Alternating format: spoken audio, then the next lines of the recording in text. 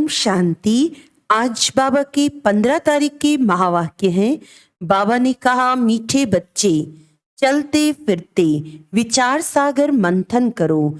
ये ज्ञान मंथन ही बुद्धि का भोजन है। विचार कर सर्विस की नई नई युक्तियां निकालो। प्रश्न है, ज्ञान अमृत धारण करने व कराने की शक्ति किन बच्चों में आती है? उत्तर है, जो बाप का बनते ही पवित्रता की पक्की प्रतिज्ञा करते हैं। बाबा कहते, बच्चे याद रखना, अगर इतना सुनते भी पवित्र नहीं बनेंगे तो बुद्धि का ताला बंद हो जाएगा। एक कान से सुनेंगे, दूसरे से निकल जाएगा। बाप का बने हो तो गंदगी को निकाल दो। उल्टा कर्म किया तो गला घुट जाएगा। ज्ञान सुना नहीं सकेंगे, इसीलिए सावधान। गीत है, तूने रात गंवाई सो के। ओम शांति। अब बाप बैठ बच्चों से पूछते हैं कि बच्चे, बेहद के बाप को अच्छी रीति से जाना है? पूछना पड़ता है, नहीं तो पूछने का कायदा नहीं है। सब जानते हैं वह हमारा मात पिता है। मात पिता मिले तो हो गए आस्तिक। मात पिता जिससे सुख घनेरे मिलते हैं। सतयुग में तो है ही प्रारब्ध, वहां आस्तिक व नास्तिक का तो सवाल ही नहीं उठता। आस्तिक नास्तिक जानना न जानना संगम पर होता है। बच्चे अब जानते हैं, जो कल नास्तिक थे, बाप और बाप की रचना को नहीं जानते थे, वही अब आस्तिक बने हैं। बाप को और अपने 84 जन्मों को जान गए हैं। कल नहीं जानते थे, आज जानते हैं। आज और कल कहा जाता है ना, आज पुरानी दुनिया है, कल नई दुनिया होगी। आज रात है, कल दिन होगा। वास्तव में भारतवासियों को तो अपने बाप को जानना चाहिए। भारत में ही सोमनाथ का मंदिर है, शिव जयंती मनाई जाती है, परंतु ये कोई नहीं जानते कि शिव बाबा कब आया था। सोमनाथ जो नाम पड़ा है, उसने कब आकर ज्ञान अमृत पिलाया था। अब तुम बच्चे जानते हो, हम बाबा द्वारा आस्तिक बने हैं। बाप ने अपना परिचय बैठ दिया है। बने बनाए ड्रामा अनुसार परिचय मिलता भी है संगम पर। बच्चे जानते हैं, आज नरक है, कल स्वर्ग होगा। कल माना दूसरा जन्म हमारा सतयुग में होगा। हम पुरुषार्थ कर रहे हैं। आज है मृत्यु लोक, कल अमरलोक होगा। दुनिया बदल रही है, कलयुग से सतयुग बन रहा है, सो तो बाप ही बनाएंगे। बाप है पतित पावन। दुनिया में संगम का कोई को पता ही नहीं है। अब तुम कितनी रोशनी में आ गए हो। तुमने अब भक्ति मार्ग छोड़ दिया है। आज भक्ति है, कल नहीं होगी, ऐसे नहीं। आज भक्ति है, कल फिर ज्ञान होगा नहीं। भक्ति तो आधा कल्प चलती है। ज्ञान एक ही बार मिलता है और सद्गति हो जाती है। बाप एक ही बार आकर सबकी सद्गति करते हैं। इसीलिए गाया हुआ है, पतित पावन सद्गति दाता। उनका जन्म भी भारत में होता है, परंतु भारतवासी जानते नहीं हैं कि यह निराकार शिव बाबा का मंदिर है। कहाँ ज्योति का मंदिर है। ब्रह्म समाजी ज्योति जगाते हैं, समझते हैं परम पिता परमात्मा ज्योति स्वरूप है। अनेक प्रकार की मतें हैं, जिसने जो बात समझाई उनको मान फॉलो कर लेते हैं। अभी तुम रचयिता और रचना को जान गए हो। रचता और रचना के आदि मध्य अंत का राज समझकर फिर दूसरों को भी समझाना है। परमपिता परमात्मा सत्य है, चैतन्य है, ज्ञान का सागर है। हर एक एक्टर की महिमा अलग अलग होती है। परमात्मा सर्वव्यापी कहने से अलग अलग महिमा हो न सके। हर एक आत्मा में अलग अलग पार्ट भरा हुआ है। सर्वव्यापी है तो परमपिता परमात्मा का पार्ट सभी के अंदर बजे। कितना अंधियारा है, तब बाप ही आकर समझाते हैं। बच्चे जानते हैं बरोबर ऊंचे ते ऊंचा पार्ट है परमात्मा का। उस एक को ही सब भक्त याद करते हैं। भक्त सब पतित है। पतित किसको कहा जाता है ये मनुष्य नहीं जानते हैं। सन्यासी समझते हैं कि इन विकारों से हम नरकवासी बने हैं, इसीलिए घर बार छोड़ने से हम जाकर ब्रह्म में लीन होंगे। बाप समझाते हैं यह है कलयुग, सब विषय सागर में गोते खाते हैं, इसीलिए इनको वैशालय कहा जाता है। मैं आकर शिवालय बनाता हूँ। सतयुग में एक धर्म था, वही देवी देवता 84 जन्म भोग अब अपने को देवी देवता नहीं कहलाते। जो पूज्य देवी देवताएं थे सो गिरते गिरते क्षत्रिय वैश्य शूद्र वर्ण में आते पतित पुजारी बने हैं। सबसे जास्ती भारत पावन था सो अब पतित बना है। सन्यासियों को भी संपूर्ण पावन नहीं कह सकते क्योंकि पतित दुनिया में बैठे हैं। घर बार छोड़ कोई सतयुग में नहीं जा सकता। तुमको तो इस दुनिया को भूल सतयुग में जाना है। स्वर्ग में जाने के लिए हूबहू कल्प पहले मुआफिक पुरुषार्थ कर रहे हैं। भारत ही पूज्य से पुजारी बना है, फिर पूज्य बनेगा। यह नॉलेज समझेंगे वह जो सिकी लदे होंगे। जो देवी देवता धर्म के नहीं होंगे तो बुद्धि में बैठेगा नहीं। भारतवासी 84 जन्म लेते हैं और कोई धर्म वाला 84 जन्म नहीं ले सकता। तुम्हारे में भी नंबर वार है, सब इकट्ठे नहीं आएंगे। बच्चों को चक्र का राज भी बतलाया। सिजरा कैसे बनता है। सिजरा आत्माओं का भी होता है, उनको फिर रूहानी कहेंगे। बच्चे जानते हैं हम ब्रह्मांड में रहते हैं। पहला नंबर है शिव बाबा, फिर ब्रह्मा विष्णु शंकर, फिर है लक्ष्मी नारायण। उनका घराना नंबरवार तो है ना। इस समय तुम्हारी बुद्धि में सारा झाड़ है, वहां ये ज्ञान नहीं है कौन कौन आएंगे, क्या क्या होगा, परंतु वहां अज्ञान भी नहीं कहेंगे। वह है प्रारब्ध जो इस ज्ञान से पाते हो। अभी है चढ़ती कला, पीछे है गिरती कला। 1250 वर्ष में 2 कला कम हो जाती है, थोड़े थोड़े होकर गिरते हैं। तुम अब सब हिसाब निकाल सकते हो। पहले है धुर, फिर फाउंडेशन निकलता है। अब तुम बीज और झाड़ को अच्छी तरह जान चुके हो। अब तुम बाप द्वारा नास्तिक से आस्तिक बन गए हो। बाबा ने समझाया है सन शोज फादर शोज सन, टीचर शोज स्टूडेंट। पहले गुरु शोज फॉलोअर्स, फॉलोअर शोज गुरु। यहाँ तो तीनों ही एक बाप है, वह है रचयिता। जरूर नई दुनिया रचेंगे। स्वर्ग में लक्ष्मी नारायण राज्य करते थे।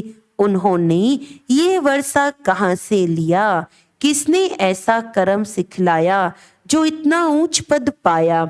अब बाप कहते हैं तुमको ऐसे कर्म सिखलाता हूँ जो तुम सो देवी देवता बनेंगे। स्वर्ग में तुम बहुत माला माल थे, बाप से ही वर्षा लिया था तो जरूर बाप ने ही आकर भारत को स्वर्ग बनाया है। बाप कहते बच्चे चलते फिरते ऐसे विचार सागर मंथन करो। ये बुद्धि के लिए फूड यानी खाना है। बाबा की दिल है ये गोला बहुत बड़ा बड़ा बनाना चाहिए। चक्र पर किसको भी समझाना बहुत अच्छा होगा। अब विचार करना चाहिए मनुष्यों को कैसे समझाएं। समझाना है। अब है संगम, दुनिया बदल रही है। यहाँ अनेक धर्म है, वहाँ एक धर्म है जो बाप ने स्थापन किया है। भारत का प्राचीन योग बहुत मशहूर है। तुम जानते हो हम फिर से राजयोग भगवान द्वारा सीख रहे हैं। भगवान ही बेहद की हिस्ट्री ज्योग्राफी बताएंगे। मनुष्य को बता न सकें। ये बाबा कहते हैं मैं कुछ भी नहीं जानता था। बाबा अपनी महिमा नहीं करते हैं कि ऐसा था वैसा था। बाप कहते हैं ये भक्ति के कर्मकांड अब मत करो। अब भक्ति पूरी होनी है। रात के बाद दिन आएगा। अभी तुम बच्चे हो संगम पर ही नॉलेज मिलती है। बाप कैसे पहले सूक्ष्म वतन की रचना करते हैं, फिर प्रजापिता ब्रह्मा द्वारा नई सृष्टि रचते हैं। इनका ही मनुष्य सृष्टि सिजरा है। इसको ही आदि देव आदि देवी कहा जाता है। एडम ईव भी कहते हैं अब मात पिता है तो सृष्टि कैसे रची। एडम को आदि देव ब्रह्मा कहेंगे, परंतु वे क्रिएटर नहीं है। ऐसे नहीं समझते। परमपिता परमात्मा ने एडम द्वारा कराया। जरूर गॉड ही स्वर्ग का रचयिता है। वह है निराकार बाबा। हम आत्माएं भी निराकार हैं। ये शरीर लेकर पुनर्जन्म में आती हैं पाठ बजाने। निराकार बाप को भक्ति में याद करते हैं। वह परम धाम में रहते हैं। वह पतित पावन है। पतित दुनिया में आकर बच्चों को पढ़ाए पावन दुनिया में ले जाते हैं। इसीलिए बाप भी है, टीचर भी है। बेहद की हिस्ट्री ज्योग्राफी पढ़ाते हैं। अब तुम मास्टर नॉलेजफुल बन रहे हो। अब बाप कहते बच्चे याद रखना, पवित्र नहीं रहेंगे तो कितना भी सुनेंगे। एक कान से सुनेंगे दूसरे से निकल जाएगा। पहले पवित्रता की प्रतिज्ञा करो, नहीं तो पापों का बोझ कटेगा नहीं। पावन नहीं बनते हो तो और ही जोर से गिरते हो। बाप कहते हैं याद रखना, अब पावन न बने तो बहुत सजा खानी पड़ेगी। अज्ञान काल में इतनी सजा नहीं मिलती है, परंतु मेरे पास आकर प्रतिज्ञा कर, फिर पवित्र नहीं बने और छिपकर इंद्र सभा में आते रहेंगे तो बहुत दंड खाना पड़ेगा और ही पत्थर बुद्धि बन पड़ेंगे। फिर साधारण प्रजा में चले जाएंगे। मर्तबा भी नंबरवार है ना। ऊंचे ते ऊंचे भी बनते हैं तो नीचे ते नीच भी बनते हैं। यहाँ तो सबको दुख है। अचानक मौत हो जाती है। वास्तव में काल आना चाहिए पूरी आयु में। बरोबर भारत में कायदे अनुसार आयु पूरी होती थी। बूढ़े होते थे तो साक्षात्कार होता था कि अब फिर बच्चा बनेंगे। यहाँ तुम जानते हो शरीर छोड़ बाप के पास जाएंगे। ये पुराना चोला उतारना है। बाप को घड़ी घड़ी याद करना है। बाबा बस हम आए कि आए। योग बल से आत्मा को पवित्र बनाते हैं। इसके लिए एक ही उपाय है, बाप से योग लगाना। फिर तुम सतो प्रधान पवित्र बन जाएंगे। योग लगाते लगाते अंत में योग सिद्ध होना है। बाबा कहते हैं ये मेरा रथ है। लैंड लेडी कहो या लैंड लॉर्ड कहो, ये बड़ा विचित्र है। कैसे शिव बाबा आते हैं, कहते हैं ये लैंड लेडी भी है तो प्रजापिता भी है। मुझ निराकार को शरीर जरूर चाहिए। हर एक को अपना अपना रथ है। मैं कैसे रथी बनूं, मुझे तो आना पड़ता है पतित दुनिया में। श्री कृष्ण तो पावन था ड्रामा में, ये रथ मुकर्रर है। मैं आता भी हूँ भारत में, ऐसे नहीं एक कल्प भारत में, दूसरा कल्प जर्मनी में आऊंगा।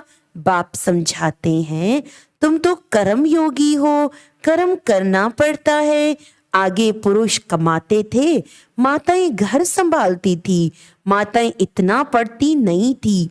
ये तो अब पढ़ाई शुरू हुई है, माताएं भी धंधा धोरी करती हैं।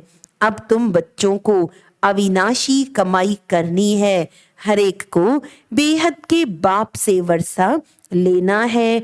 जो करेगा सो अपना पद पाएगा। इस पढ़ाई का पद 21 जन्म चलता है। यह पढ़ाई बाप बिगर कोई पढ़ा न सके। पतित पावन भी गॉड फादर है, वही राजयोग सिखलाकर स्वर्ग में जाने के लायक बनाते हैं। अब 84 जन्म पूरे हुए, अब हम घर जा रहे हैं। यह भी याद रहे तो तुम प्रफुल्लित रहेंगे।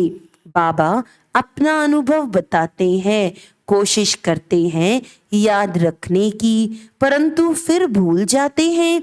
इसीलिए बाबा कहते हैं रात को जागकर प्रैक्टिस करो, फिर अवस्था जम जाएगी। इसीलिए कहा जाता है हे नींद को जीतने वाले बच्चे, कमाई करो। हाथ पांव मुख से कुछ करना या बोलना नहीं है। आगे तो माला फेरते फेरते राम राम जपते थे। माला का राज अभी तुम समझते हो, विजय माला और रुद्र माला। अब तुम सब पुरुषार्थी हो, इसको माला नहीं कहेंगे। रात को जागने से तुमको बहुत मजा आएगा। रात को 9 से 12 बजे का समय गंदा होता है, 2 बजे से है अमृत वेला। यहाँ तो एकदम गंदगी को निकाल दो। इतना सुनते भी अगर पवित्र नहीं बनेंगे तो बुद्धि का ताला बंद हो जाएगा। फिर किसको ज्ञान भी सुना नहीं सकेंगे। जैसे वृंदावन में कुछ रास लीला का बना हुआ है। यह है ज्ञान डांस की बात। यहाँ से सुनकर देखकर बाहर जाकर उल्टा बोलते हैं तो गला घुट जाता है। इसीलिए सावधान रहना है, पवित्र जरूर बनना है, तब योग लगा सकेंगे। अच्छा, मीठे मीठे सिकिलदे बच्चों प्रति मात पिता बाप दादा का याद प्यार और गुड मॉर्निंग। रूहानी बाप की रूहानी बच्चों को नमस्ते। हम रूहानी बच्चों की रूहानी बाप दादा को याद प्यार, गुड मॉर्निंग, नमस्ते नमस्ते नमस्ते जी। धारणा के लिए मुख्य सार है कर्म योगी बनकर रहना है। कर्म करते भी बाप को याद कर सतो प्रधान बनने का पुरुषार्थ करना है। अपनी हर चलन से बाप, टीचर, गुरु का शो करना है। हम घर जा रहे हैं, इस स्मृति से सदा प्रफुल्लित रहना है।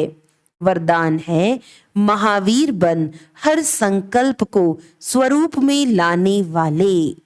महावीर बन हर संकल्प को स्वरूप में लाने वाले सदा विजयी सफलता मूर्त भव।